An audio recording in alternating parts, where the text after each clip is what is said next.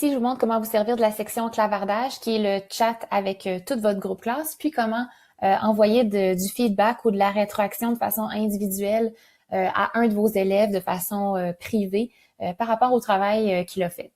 Alors, pour commencer, on va rentrer dans une classe. On va rentrer dans la classe, sciences et géographie, juste ici.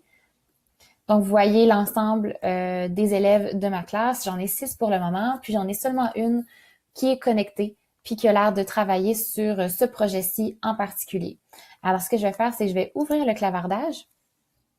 Et c'est ici que je peux avoir une conversation publique avec cette classe-ci.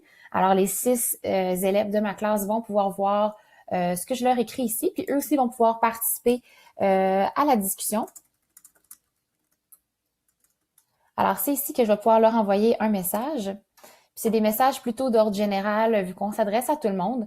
C'est mon nom fictif, mais c'est moi en tant qu'enseignante qui écris à mes élèves. Et les élèves vont me répondre, je vais avoir leur nom, puis eux vont être inscrits en bleu et non en orange. Ce qu'on peut faire pour n'importe quel message, gardez en tête qu'on peut toujours enlever le droit de parole à vos élèves en cliquant sur le petit micro ici, s'il y a des élèves qui sont trop turbulents, ou on peut toujours aussi venir supprimer n'importe quel message s'il n'est pas pertinent ou pas assez sérieux, disons. Aussi, ce que vous pouvez faire, c'est d'essayer de désactiver la section clavardage si vous n'en avez pas besoin dans votre classe et si on ne désire pas que les élèves se prêtent au jeu. Alors, on peut juste cliquer ici pour venir désactiver le clavardage. Une fois que c'est fait, vous pouvez tout simplement recliquer sur clavardage pour le faire disparaître à nouveau. Ce qu'on peut faire aussi, je vais vous montrer comment donner des notes à vos élèves en lien avec leur travail. Alors, je vois que dans cette classe-ci, j'ai 3 projets différents. Alors, je vais aller voir le projet du système solaire. Je vois que j'ai un élève qui est connecté, Logan, qui a commencé à travailler. Alors, je vais sauter dans son travail, je vais aller voir qu'est-ce qu'elle fait. Alors, je vois que l'élève a commencé à travailler. Son travail est assez sérieux, c'est quand même très bien. Alors, on peut se promener comme ça ici dans les différentes sections de son travail pour voir où est-ce qu'elle est rendue. Je vois les sections ici sont en vert parce qu'ils ont été terminés par l'élève. Par contre, il y a une section en jaune. C'est pour me dire que l'élève a entamé le travail, mais ne l'a pas terminé. Alors, je peux décider de venir faire des commentaires, donner du feedback à mon élève. Je vais plutôt retourner à la section de mon tableau de bord. Puis, je vais vous montrer un autre projet. Alors, je vois ici mon projet Le Soleil, la Terre et la Lune. Je vois que j'ai Cindy qui est connectée, Cindy qui travaille, et j'ai une petite notification parce que plus tôt dans la journée, j'ai laissé un commentaire à Cindy par rapport à son travail et je vois qu'elle vient de me répondre. Alors, on va aller voir qu'est-ce que Cindy nous dit. Alors, Cindy a décidé de recopier les questions dans son espace de travail pour répondre. Elle a même mis ses réponses en gras, c'est une option que l'élève a pour mettre ses réponses plus évidentes. Alors, ici, je peux fournir un commentaire et décider de ne pas le partager avec l'élève. Alors, je m'étais pris une petite note personnelle pour me dire, bon, Cindy n'a pas tout à fait su répondre à l'objectif qui était de blablabla. C'était une note à moi-même, je ne l'ai pas partagée avec l'élève, c'était plutôt pour me laisser une trace de correction.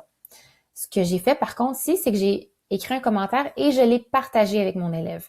Alors, je lui ai dit, Cindy, n'oublie pas d'écouter à nouveau la deuxième vidéo, toute l'information s'y trouve.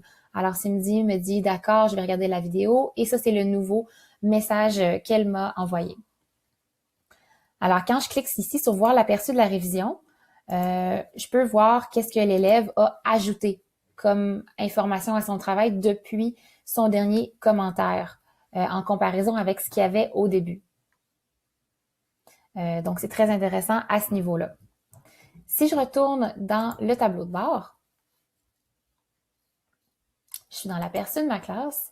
Alors, je vais aller dans le projet Le Soleil, la Terre et la Lune. Ce que je fais, c'est que je peux venir noter mes élèves.